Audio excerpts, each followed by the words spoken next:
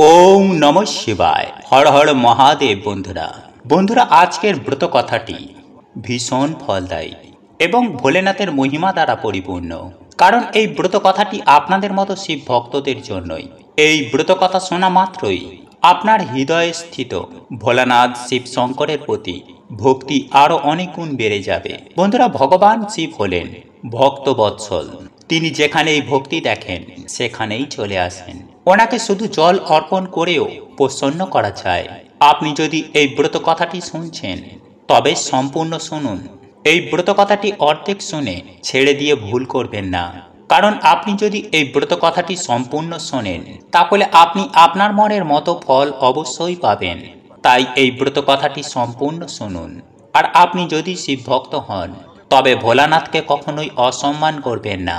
এই ব্রত কথাটি আপনার সম্পূর্ণ শোনা উচিত, কারণ এর ফলে আপনি ভগবান ভোলানাথের সম্পূর্ণ আশীর্বাদ পাবেন। এই ব্রত কথাটি যিনি শুনবেন বা বলবেন, হে ভোলানাথ, আপনি তাদের কৃপা করবেন, তাদের জীবন থেকে সমস্ত দুঃখ কষ্টকে দূর করে সুখ শান্তি এবং সমৃদ্ধি দেবেন। তাই মন থেকে বলুন ওম নমঃ শিবায়, হর হর মহাদেব। বন্ধুরা, আসুন আজকের পবিত্র ব্রত কথাটি শুনি। সেবাপুরী নামে একটি গ্রামে একটি ছোট্ট শিব মন্দির ছিল, যেখানে একটি বৃদ্ধ পুরোহিত থাকতেন। একদিন এক গরিব মা তার ছোট সন্তানকে ওই শিব মন্দিরের দ্বারেই ছেড়ে চলে গেলেন। যখন পুরোহিত পুজো পাঠ করে মন্দির থেকে বেরিয়ে আসছিলেন, তখন উনি মন্দিরের সিঁড়িতে একটি বালককে কাঁদতে দেখলেন। ওনার মনে করুণা হলো। তখন উনি ওই বালকটিকে কোলে নিলেন। অনেক খোঁজার পরেও পুরোহিত বালকটার পরিবারে কাউকে খুঁজে পেলেন না। এবার যখন গ্রামের কোনো লোক ওই বালকটির লালন পালন করতে রাজি হলো না, তখন পুরোহিতটি এটাই ভগবানের ইচ্ছা ভেবে বালকটাকে নিজের কাছে রেখে দিলেন। ওর নাম রাখলেন মাধব। গ্রামের কিছু শুদ্ধ ভক্তদের থেকে যা দান পেতেন তা দিয়েই পুরোহিত এবং ওই বালক মাধবের দিন কেটে যেত। যদি কোনোদিন দান কম পড়ে যেত, তখন পুরোহিত ভগবান শিবের ভোগের প্রসাদ সব বালক মাধবকে দিয়ে দিতেন এবং নিচে গঙ্গা জল পান করে কাটাতেন। ধীরে ধীরে মাধব বড় হতে লাগলো এবং পুরোহিতকে পুজোর কাজে সাহায্য করতে লাগলো। পুরোহিত একটু বিশ্রামও পেলেন। এই জন্যই পুরোহিতটি মাধবকে মন্দিরের পরিষ্কার পরিচ্ছন্নতা, ভগবান শিবের পুজোর, ভগবানকে ভোগ দেখানো এবং আরতি করার বিধি নিষেধ সব ভালো করে বুঝিয়ে দিলেন। এবার ওই পুরোহিতটি ভগবান শিবের নাম জপ ও কীর্তন করে সময় কাটাতেন। একদিন ভগবান শিবের মঙ্গলকারী নাম জপ করতে করতে উনি প্রাণ ত্যাগ করলেন। এবার বালক মাধবের ভগবান শিব ছাড়া আর কেউ ছিল না। বালক মাধব এবার অনাথ হয়ে গেল। বালকটির কাছে যিনি ছিলেন তিনি হলেন ভগবান দেবাদিদেব মহাদেব, যিনি সবার নাথ, স্বয়ং ভোলানাথ। ওই বালকটি পুরোহিতের বলা তিনটে কথা কখনো ভুলত না। প্রথম কথাটি হলো ভগবান শিবকে তাজা গরম ভোগ দেখাবে। দ্বিতীয়টি হলো ভগবান শিবকে ভোগ না দেখানো পর্যন্ত নিজে কিছু খাবে না। আর তৃতীয়টি হলো ভগবান শিবের ওপর বিশ্বাস রেখে কখনো কোনো বস্তু সংগ্রহ করতে যাবে না। অর্থাৎ কেউ যদি কোনো কিছু দেয় সেটা জমিয়ে রাখবে না, এমনকি বাসি ভোগও নয়। যদি কোনো ভক্ত অনেক আগে তৈরি করা কোনো খাবার অথবা মিষ্টি মন্দিরে দিয়ে যেত, তাহলে বালক মাধব ওইসব খাবার গরিবদের দিয়ে দিত ও তাজা রান্না করে ভগবানকে ভোগ দেখাত। তারপর ভগবানের প্রসাদ গ্রহণ করত আর কিছুটা প্রসাদ সবাইকে দিয়ে দিত। যদি কোনোদিন রান্না করার সামগ্রী না থাকে তাহলে ভোলানাথ এবং মাধব দুজনেই গঙ্গা জল খেয়ে কাটিয়ে দিতেন। একবার বর্ষাকাল এলো, যখন 3-4 দিন মুষলধারে বৃষ্টি হওয়ার ফলে মন্দিরে একটাও ভক্ত এলো না। তখন মাধব নিজের ভোলানাথকে গঙ্গা জলেরই ভোগ দিতেন আর প্রসাদ হিসাবে ওই গঙ্গা জলই গ্রহণ করত নিজে। ভোলানাথ মাধবের ভক্তি এবং সহনশীলতার পরীক্ষা নিচ্ছিলেন, কিন্তু শেষ পর্যন্ত নিজের ভক্তকে ক্ষুধায় কষ্ট পেতে দেখে উনি আর সইতে পারলেন না। তখন তিনি জমিদারের চাকরের রূপ ধরে হাতে পুজোর নানান সামগ্রী নিয়ে বৃষ্টিতে ভিজে মন্দিরের দ্বার পর্যন্ত পৌঁছালেন। উনি ডাকতে শুরু করলেন। উনি অনেকক্ষণ ধরে মাধব বলে ডাকতে লাগলেন, এবং মাধবের হাতে পুজোর সামগ্রিক দিয়ে বললেন, জমিদার এই পুজোর সামগ্রিক পাঠিয়েছেন, এই সব দিয়ে ভোগ রান্না করে ভগবানকে ভোগ নিবেদন করো এবং সেই প্রসাদ নিজেও গ্রহণ করো। আমি কালকে আবার আসব। ভক্ত মাধব ওনাকে আশীর্বাদ দিয়ে বিদায় দিলেন। মাধব শুকনো কাঠের জ্বালানি দিয়ে রান্না করে ভগবান শিবকে ভোগ দেখালেন। পুরো বর্ষাকালে ভোলা বাবা চাকরের রূপ ধরে মাধবকে পুজোর সামগ্রিক দিতে এলেন এবং নিজেও গরম গরম ভোগ পেলেন। একদিন মাধব ভাবল, জমিদার কত মাস ধরে পুজোর সামগ্রিক পাঠাচ্ছে, 4 মাস হয়ে গেল, কিন্তু উনি স্বয়ং কখনো মন্দিরে ভোলানাথের প্রসাদ গ্রহণ করতে এলেন না। পরের দিন যখন ভোলা বাবা চাকরের ছদ্মবেশে পুজোর সামগ্রিক দিতে এলেন, তখন মাধব ওনাকে বলল, ভাই, তোমার ধর্মাত্ম জমিদার কোনোদিন নিজে মন্দিরে প্রসাদ নিতে এলো না। এই কারণে আমার হৃদয়ে অত্যন্ত দুঃখ পাচ্ছে। তোমার জমিদারকে বলবে কাল থেকে যেন উনি প্রসাদ গ্রহণ করতে আসেন, মন্দিরে অবশ্যই আসেন। ভক্তের এই কথা শুনে চাকররূপী ভোলানাথ চমকিত হলেন এবং বললেন, জমিদার আমার হাত থেকে পুজোর সামগ্রিক পাঠায়, আপনি এই সামগ্রিক দিয়ে ভোগ দেখান এবং নিজেও সেই প্রসাদ খান, তো জমিদারকে মাঝখানে ডাকার কি দরকার? যেরকম চলছে ওই রকমই চলতে দিন না। তখন মাধব বলল, এভাবে কিভাবে চলতে দেব? আপনার ধর্মাত্ম জমিদার এতদিন ধরে ভগবানের ভোগের সামগ্রিক পাঠাচ্ছেন, তাই ওনাকে ভগবানের প্রসাদ দেওয়া আমার কর্তব্য। আমি কারো ঋণী হতে পারবো না। তোমার জমিদারকে বলে দেবে, যদি তিনি কাল ভগবানের প্রসাদ গ্রহণ করতে না আসেন, তাহলে ওনার পাঠানো পুজোর সামগ্রিক আমি আর নেব না। চাকররূপী ভোলে বাবা নিজের ভক্তের জেদ দেখে কেঁপে উঠলেন আর এটাই ভেবে মনে মনে হাসলেন, আজকে নেওয়ার লোকেই দেওয়ার লোকের ওপর দোষ দিচ্ছে। কিন্তু চাকররূপী ভোলে বাবা ভক্তের মনের সরলতা দেখে বললেন, মাধব, কালকে জমিদার অবশ্যই প্রসাদ খেতে মন্দিরে আসবেন। পরের দিন সকালেই ভোলা বাবা চাকরের রূপে দুধ এবং নানা পুজোর সামগ্রিক নিয়ে মন্দিরে পৌঁছে গেলেন। মাধব চমকিত হয়ে বললেন, ভাই, আজ এত পুজোর সামগ্রিক কেন এনেছো? চাকর রূপে ভোলে বাবা বললেন, আপনি কি ভুলে গেছেন? আজকে আপনি জমিদারকে প্রসাদ খাওয়ার জন্য ডেকেছেন, তাই আপনি ভোগ রান্না করে ভগবানকে ভোগ দেখান। আর এটা বলুন, জমিদার কখন আসবেন? মাধব প্রসন্ন হয়ে ওনাকে জমিদারের আসার সময় বলে দিল। আর ভক্তের ইচ্ছা পূরণের জন্য ভোলা বাবা কৈলাসে জমিদারের রূপ ধরতে লাগলেন।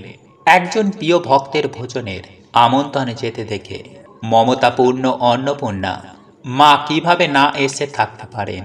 উনি দেবাদিদেব মহাদেবের আদেশ নিয়ে জমিদার গিন্নির রূপ ধরতে লাগলেন। ভোলে বাবা নিজের গলা থেকে রুদ্রাক্ষের মালা খুলে দিলেন। শরীরে থাকা বাঘম্বরী এবং বাহু এবং গলায় থাকা সর্প খুলে রেখে দিলেন। উনি একটি মসৃণ পাঞ্জাবি পরলেন, নিজের জটাও সোজা করে নিলেন এবং জটার মধ্যে গঙ্গা এবং চন্দ্রকে লুকিয়ে দিলেন। আর একটি সুন্দর রঙিন পাগড়ি পরলেন। নিজের হাতের ডমরু এবং ত্রিশূল নন্দী দেবকে দিয়ে গেলেন আর মাতা পার্বতীর তৈরি হওয়ার অপেক্ষা করতে লাগলেন। এই প্রকার ওনার প্রতীক্ষা করতে করতে কৈলাস পর্বতে হাঁটছিলেন। মা পার্বতী সুন্দর বেনারসি শাড়ি পরলেন, যেটা রং জমিদার রূপী ভোলানাথের জামার পাঞ্জাবির রঙের সাথে মিল খাচ্ছিল।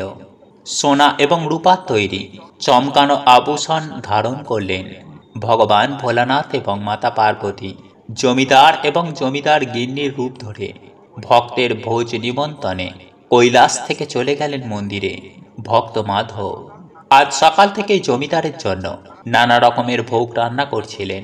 মাধব নিজের ভোলা বাবার জন্য ভোগ তো খুব সহজেই বানিয়ে নিত, কিন্তু কয়েক মাস ধরে তার পুজোর সামগ্রিক পাঠানো জমিদারকে ভোগ প্রসাদ দেওয়ার ছিল আজ। অতএব আজকে সে নিজের সম্পূর্ণ দিয়ে ভোগ তৈরি করল। মাধব জমিদারের পাঠানো চাল ধুয়ে ক্ষীর বানালো এবং নানান ধরনের আরও রান্না করল। ভোগ রান্না শেষে এরপর মাধব স্নান করতে গেলেন, কারণ স্নান করার পর শুদ্ধ বস্ত্র পরিধান করে ভগবান ভোলানাথকে ভোগ দেখাবেন এবং জমিদারকে তার ভোগ প্রসাদ দেবেন। যখন ভক্ত মাধব স্নান করে ফিরল, তখন দেখল জমিদার প্রসাদ খেতে এসেছেন এবং সঙ্গে তার গিন্নিকেও এনেছেন।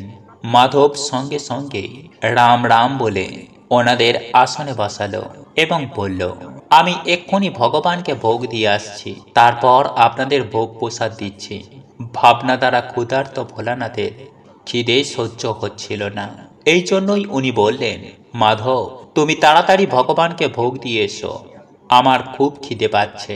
তখন মাধব বলল, জমিদার বাবু, আমারও খুব খিদে পেয়েছে, কিন্তু আমি আমার খিদের জন্য ভগবানকে ভোগ না দিয়ে আমি কখনোই খাই না। যদি এই রকম ভাবেই নিজের খিদের জন্য পৃথিবীর সব লোক ভগবানকে ভোগ দেওয়া ভুলে যায়, তাহলে ভগবান তো ক্ষুধার্ত রয়ে যাবে। জমিদার রূপী ভোলানাথ বললেন, তুমি ভোগ দেখাও, আর আমি থালা সাজিয়ে দিচ্ছি। আমি খিদে আর সহ্য করতে পারছি না। এখন মাধব জমিদার রূপী ভোলানাথকে ধমক দিয়ে বললেন, জমিদার, ভগবানের কাছে তাড়াহুড়ো এবং কৃপণতা করা যায় না। আমি যতক্ষণ না পর্যন্ত ভগবানকে ভোগ দিচ্ছি, ততক্ষণ পর্যন্ত আপনি রান্নাঘরে যাবেন না, এখানেই বসে থাকুন এবং ওম নমঃ শিবায় এই মন্ত্রটি জপ করুন। আমি এক্ষুনি আসছি আর আপনাকে পেট ভরে ভোগ প্রসাদ খাওয়াচ্ছি। জমিদার রূপে ভোলানাথ বোকা খাওয়ার পর চুপচাপ নিজের আসনে গিয়ে বসে থাকলেন। জমিদার গিন্নি রূপে মাতা পার্বতী ভোলানাথের এই দশা দেখে অনেক কষ্ট করে হাসি আটকালেন, কিন্তু যখনই মাধব পাতায় করে ভগবান শিবের জন্য ভোগ নিয়ে গেল, তখনই ভোলানাথ মাতা পার্বতীকে চুপ থাকার ইশারা করে ধীরে ধীরে করে রান্নাঘরে গেলেন, আর উনি এক একটি ব্যঞ্জনকে তুলে খেতে শুরু করলেন। ভগবান শিব রান্না খাবার মুখে দিতেই অবাক হয়ে গেলেন। ক্ষীরের মধ্যে চিনির বদলে নুন ভর্তি ছিল এবং সবজির মধ্যে চিনি ভর্তি ছিল। যখনই ভোলা বাবা রুটির একটু টুকরো নিয়ে মুখে রাখলেন, উনি ছিছি করতে লাগলেন, কারণ রুটির মধ্যে শুধু লঙ্কায় ভর্তি ছিল। উনি ছিছি করতে করতে আবার নিজের আসনেই ফিরে গেলেন। মাতা পার্বতী নিজের স্বামীর এমন অবস্থা দেখে হাসতে শুরু করলেন। এরপর ভগবান ভোলানাথ মাতা পার্বতীকে কিছু বলার আগেই ভক্ত মাধব ওম নমঃ শিবায় জপ করতে করতে এদিকে আসছিলেন। রান্নাঘরের সমস্ত ব্যঞ্জনে ভোগ প্রসাদ মিশিয়ে পবিত্র করে নিলেন। তারপর জমিদারের সামনে থালা রেখে হাত জড়ো করে বললেন, এইবার আপনি পেট ভরে ভোগ প্রসাদ গ্রহণ করুন। ভোলে বাবা তো এইমাত্র ভক্ত মাধবের সমস্ত রান্না খেয়ে এসেছিলেন, তাই ভোজনের কথা শুনে ভগবান ঘাবড়ে গেলেন। তিনি একবার করে মাধবের মুখ এবং মাতা পার্বতীর মুখ দেখতে লাগলেন। মাধবের জমিদারের এই রকম আচরণ পছন্দ হলো না, তাই বলল, জমিদার বাবু, আপনি তো একটু আগেই খিদের জন্য কত ছটফট করছিলেন, এখন কেন খাচ্ছেন না? আপনার খাবার পরেই তো গিন্নিমা খাবেন, তারপরেই তো আমি খেতে পারবো। ভক্ত মাধবের এই কথা শুনে ভোলানাথ চুপচাপ ওই নুন ভর্তি ক্ষীর খেয়ে নিলেন। বাটি খালি হওয়া মাত্রই মাধব আরও ক্ষীর দিলেন তাকে। নিজের প্রিয় ভক্তের হাত থেকে ভোগ খেয়ে ক্ষীরের স্বাদ দ্বিগুণ বেড়ে গিয়েছিল। মাধব ক্ষীর দিতেই লাগলো এবং ভোলে বাবা একের পর এক খেতেই লাগলেন। মাতা পার্বতী ভগবান এবং ভক্তের এই প্রেমকে দেখে মন্ত্রমুগ্ধ হয়ে যাচ্ছিলেন। সব রান্না শেষ হয়ে যাবার পর ভগবান একটা বড় ঢেকুর তুললেন। তখন মাধব বলল, জমিদার বাবু, আমি যদি জানতাম আপনার প্রসাদ খেতে এত ভালো লাগে, তাহলে আমি আরো অনেক পরিমাণে প্রসাদ বানাতাম। ভোলে বাবা নিজের পেটে হাত বুলিয়ে গিন্নি রূপী মাতা পার্বতীর দিকে দেখে হাসলেন এবং বললেন, আমি রোজ এত খাই না, কিন্তু আজ প্রসাদ খুবই সুস্বাদু হয়েছিল যে আমি নিজেকে আটকাতেই পারছিলাম না, তাই খেয়েই যাচ্ছিলাম। তখন মাধব উদাস হয়ে বলল, আপনি ঠিকই করেছেন, কিন্তু গিন্নিমা তো ক্ষুধার্তই রয়ে গেলেন। মমতাময়ী পার্বতী মা ভক্তের এই রকম উদাস মুখ দেখতে পারলেন না, তাই তিনি বাকি ক্ষীরের 4টি অন্নের দানা খেলেন। ভোলা বাবাকে ভোগ লাগানোর পরে প্রসাদে অদ্ভুত স্বাদ বৃদ্ধি হয়েছিল। এই রকম সুগন্ধি এবং সুস্বাদু ক্ষীর খেয়ে মা পার্বতীও তৃপ্ত হয়ে গেলেন, আর ওনার তৃপ্ত হওয়ার পরেই সৃষ্টির সমস্ত প্রাণী তৃপ্ত হয়ে গেলেন। ভক্ত মাধব বলল, আপনি আর জমিদার ভোগ প্রসাদ গ্রহণ করেছেন। আমি খুব আনন্দিত হয়েছি। আপনারা দুজনের প্রসাদ খাওয়ার পরেই আমার পেট ভরে গেছে। আর আমার তো এমনিতেই মাসে 4টে করে একাদশী থাকে, কিন্তু আমিও ক্ষীরের একটি অন্নদানা খেয়ে নিই, যাতে ভগবান ভোলানাথের প্রসাদের অসম্মান না হয়। এটা বলে মাধব যখন ক্ষীরের বাটি থেকে একটি অন্নদানা মুখে দিল, তখন তার জন্মান্তরের খিদে মিটে গেল, খুব তৃপ্তি পেল এবং তার জ্ঞান চক্ষু খুলে গেল। তখন সে দেখতে পেল তার সামনে তিলকনাথ ভগবান ভোলানাথ এবং জগৎজননী মাতা পার্বতী দাঁড়িয়ে আছেন। মাধব দৌড়ে তাদের চরণে পড়ে গেল এবং বলল, প্রভু, আজ আমি আপনাদের দর্শন পেয়ে ধন্য হয়ে গেলাম। প্রভু, আপনি আমার অনেক উপকার করলেন। হে প্রভু, আপনি আমাকে আপনার চরণে স্থান দিন। এই বলে মাধব ভোলানাথের চরণ জড়িয়ে ধরে রাখলেন। ভোলানাথ তার ভক্তের ভক্তিতে প্রসন্ন হয়ে তাকে অনেক আশীর্বাদ দিয়ে কৃতজ্ঞ করল, তার জীবনকে ধন্য করে দিলেন। এখন মাধবের জীবনে আর কোনো প্রকারের দুঃখ, কষ্ট এবং মোহমায়া ছিল না।